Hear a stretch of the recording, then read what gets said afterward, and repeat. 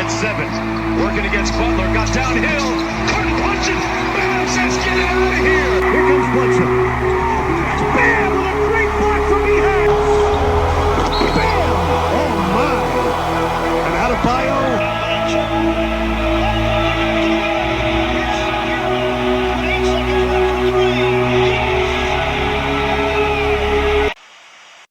So what's going on, you guys? Your man NBA fan craziest here. You're back on the channel with another video.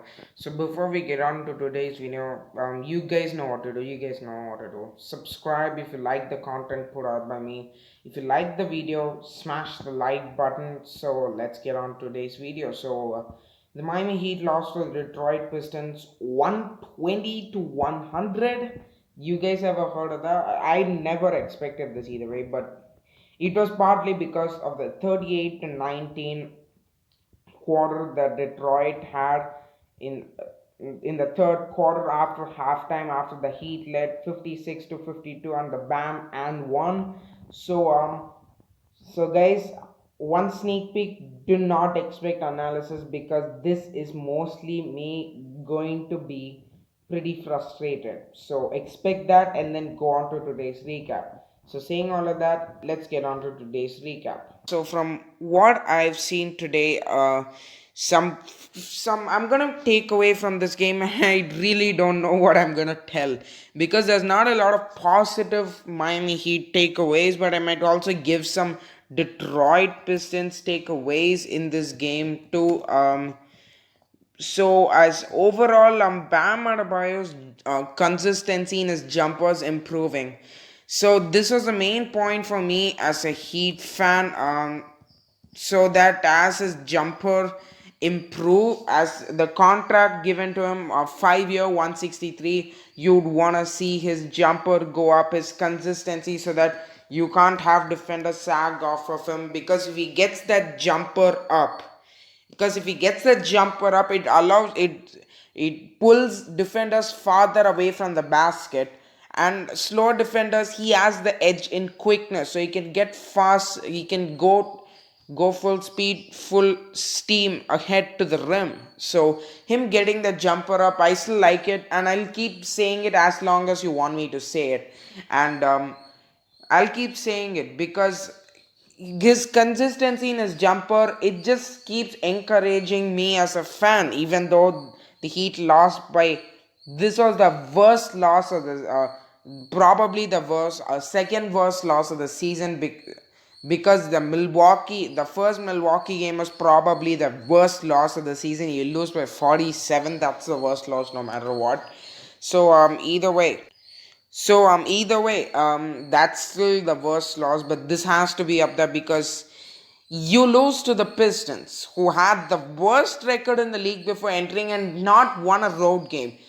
And the Heat had problems. They lost both games in Philly, and they're coming home to Miami against the Pistons, who had the worst record. You, in this case, assume the Heat would win, but no, the Heat lost because they went up against who? Blake Griffin and Jeremy Grant. That's who they went up against, to be honest with you. Blake Griffin, Jeremy Grant with few guys like Sadiq Bey, Isaiah Stewart, who did at times. I liked watching him as an opposing. As a Heat fan, he had energy on the glass. I saw him give sometimes multiple second chance opportunities to the Pistons too. And look what it resulted in. I'm not saying Isaiah Stewart as a whole was responsible for this, but look at what the stats say. Detroit had 91 field goal attempts, and they are one of the worst shooting teams in the league. So also letting them go 18 for 46 from 3 as a whole too. So yeah, I would like if Bam gets his jumper up, okay? Because as his consistency goes, and if he becomes, like, let's just say, you know what money means, right? If he becomes money in that 10 to 12 foot jumper, it just expands his game, makes the Heat more dangerous as a whole.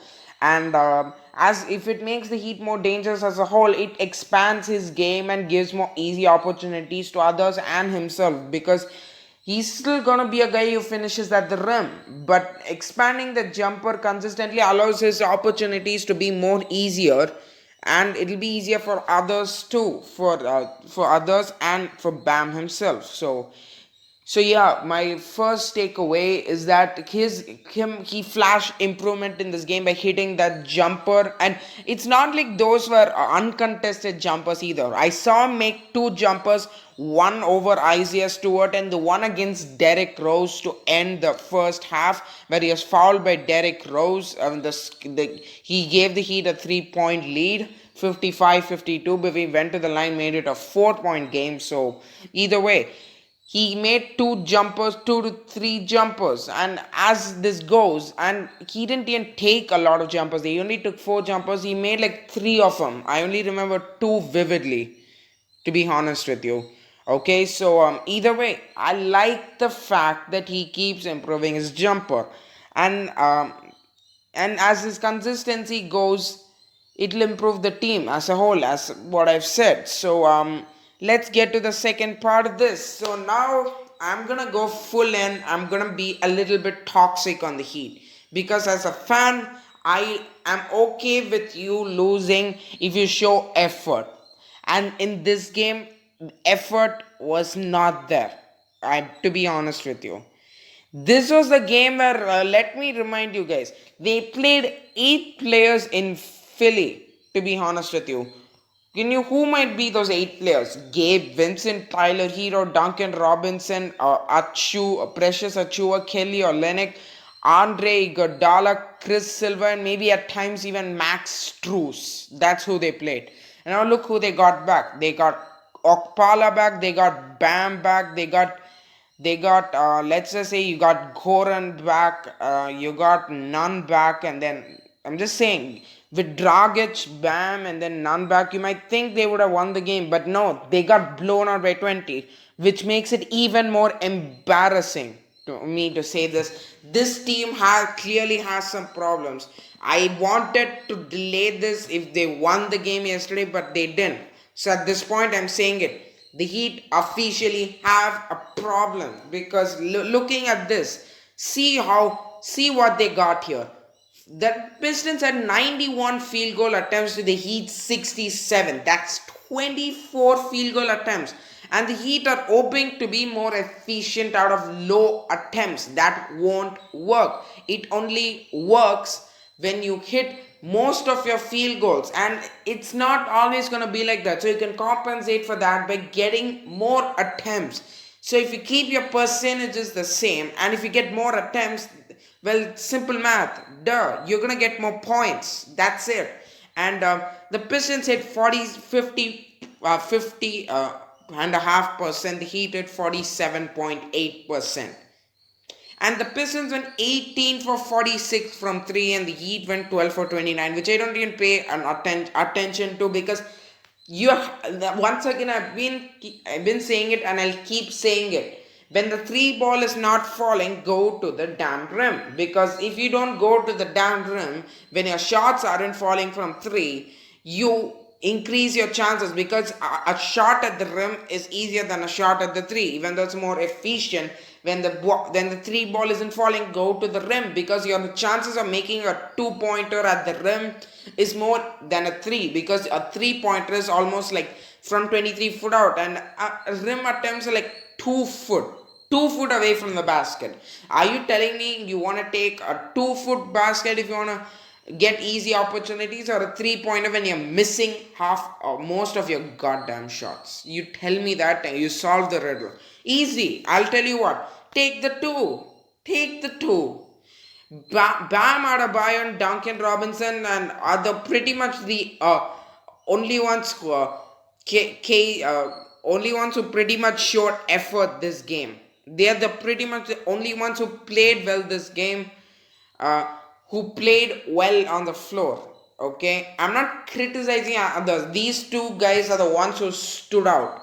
Okay, these 2 guys are the ones. These 2 are the ones who put out effort on the court when the Heat were down and the Heat were coming. They are the ones who clearly displayed their passion to win. Where the others?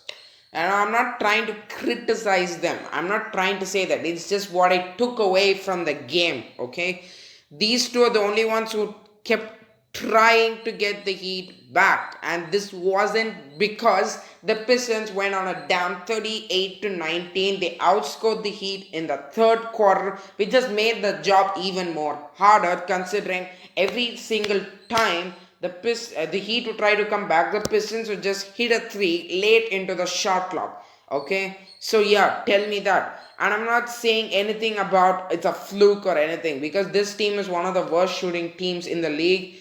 But they got hot. They deserve to win the game because they clearly displayed more effort than the Heat did.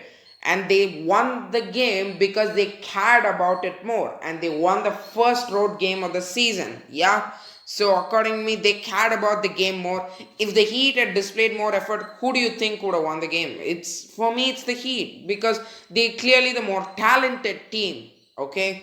So I thought they would have won this game, looking at how the half went, because the Heat were trailing by like 10 to start the like around 10 around the 10-minute mark, and they got a 4-point lead.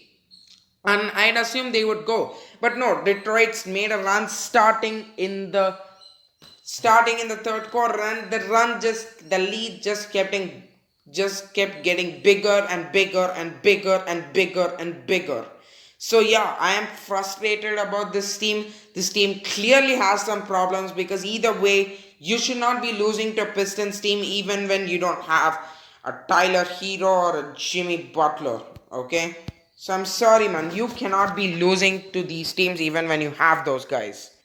Okay, so I'm clearly frustrated. I'm not feeling happy right now as a fan, so you understand where I'm coming from. Well, the Heat have a chance to rebound against the Pistons, because clearly they have to do it, and they're 4-7 right now. You don't want to go 4-8, because you'd get out too deep and you don't want to dig in. Okay, so I'm feeling pretty bad and pretty sad. All right, so I don't know whether you guys gonna get it, but the Heat have to start winning games. They have to start winning games. Tomorrow's game. Tomorrow's game's at a 3 p.m. Eastern time in Miami in MLK Day. The Heat wear the black Icon Edition uniforms. I think the Pistons wear the gray Statement Edition uniforms. You know, Statement's the one where the Jordan logo is present in that. Hopefully, the Heat can win, because after this, the Heat go on to Tampa for 2 days to face the Raptors. No, let's just go start with the Pistons schedule here. Because the Pistons clearly deserve to win the game, because they clearly put in more effort, and I commend them for it. I just thought it was a game the Heat could have won, but either way. Then they face Atlanta in the Hawks in Atlanta. Then they go for a 3-game homestand where they face the Houston Rockets and the 76ers twice, before going to Cleveland, and then going to playing in Los Angeles, before going for a 5-game road trip against the Golden State Warriors in Chase Center, the Denver Nuggets in Ball Arena, and the Utah Jazz in Vivint Smart Home Arena, the Phoenix Suns in Phoenix Arena, and the Lakers in Staples Center. Well, for the Heat, man. For the Heat, their schedule goes on Detroit in the Pistons in Miami tomorrow, then 2 games in Tampa to face the Toronto Raptors, then 2 games in Brooklyn, then against the Denver Nuggets, the Clippers, and then the Kings, and then the Hornets and Wizards 2 times before they start preparing for a road trip. That is, the road trip is before 2 games before the road trips against the Knicks. So either way, guys, I thank you guys for being in here. Hopefully, you can see the Miami Heat plays of the day. So let's go, man. Let's go. Display some positive energy, or that's what I'm trying to do. Miami Heat plays of the day, coming right up in your screen. 3 seconds left in the half for none. Bam, from the corner. Got it, and a foul. 5 on the shot clock. There's Bam, and that's perfect. Oh, Mr. Midrange with 20 points tonight. Here's Okpala, full head of steam. Robinson off the fake will fire. Kaboom. So that's the Miami plays of the day. So that will take us to the finish line. So I thank you guys for watching the video. I'll see you all next time. Thank you guys for watching the video. If you like the content put out by me, please subscribe to the channel. Do not miss a piece of daily NBA content. And I will be seeing you guys in the next video.